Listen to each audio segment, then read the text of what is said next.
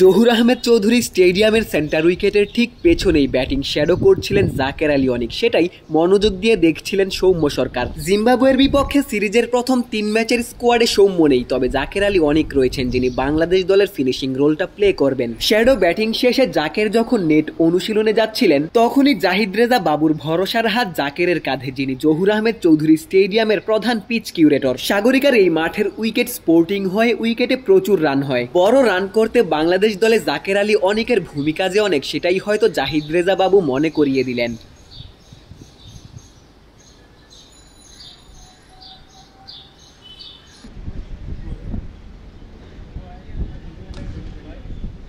নেটে গিয়েই জাকের আলী অনিকের দুর্দান্ত ব্যাটিং, যার শুরুটা করেছিলেন বিশাল এক 6-এর মাধ্যমে। জাকের বিজি ক্রিকেটার উইকেটে গিয়েই সিঙ্গেলস ডাবলস নেন, প্রতি বলেই রান বের করার চেষ্টা করেন। জাকের বাংলাদেশ দলে ফিনিশারের দায়িত্বটা পালন করবেন। একজন ফিনিশার সাধারণত 5 থেকে 6 ওভার ব্যাটিং এর সুযোগ পান, ফলে প্রতি বলেই রান বের করার চেষ্টা করতে হয়। সিঙ্গেলস ডাবলস এর পাশাপাশি বাউন্ডারি হাঁকাতেও মনোযোগী হতে হয়। পুরো নেট সেশনেই জাকের ঠিক সেটাই করেছেন, আক্রমণাত্মক ব্যাটিং করেছেন।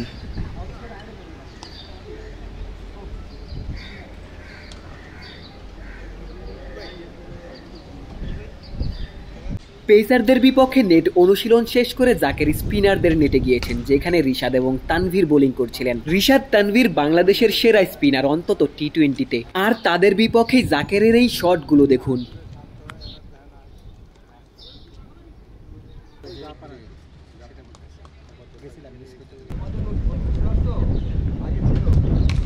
পেস কিংবা স্পিন, জাকের একই ফ্লোতে ব্যাটিং করেছেন, আক্রমণাত্মক ব্যাটিং করেছেন। জাকের আসলে নিজের ব্যাটিংটা সব থেকে ভালো বোঝেন, ফরম্যাট অনুযায়ী ব্যাটিং এর গিয়ারও শিফট করতে পারেন। এই যেমন চলতি ডিপিএল এ জাকেরের ব্যাটিং গড় 59, ওয়ানডেতে প্রায় 100-র কাছাকাছি স্ট্রাইক রেটে ব্যাটিং করেছেন। টি-20-তে জাকের কি করতে পারেন সেটা তো সবারই জানা। সিনিয়র দলে নিজের প্রথম ম্যাচেই জাকের যে ব্যাটিং করেছেন তা হয়তো এখনো সবার চোখে লেগে আছে। লঙ্কানদের বিপক্ষে সেই ম্যাচে 34 বলে 68 রানের ইনিংসে জাকের তার ক্যালিভার বুঝিয়েছিলেন। জিম্বাবুয়ের বিপক্ষেও নিজের আক্রমণাত্মক ব্যাটিং এর ধারা অব্যাহত রাখতে চাইবেন।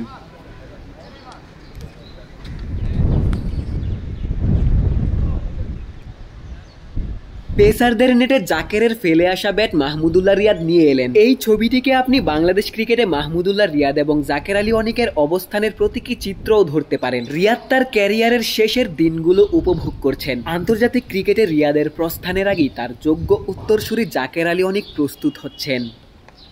চট্টগ্রাম থেকে গোলাম সারোয়ার, ক্রিকেট 97।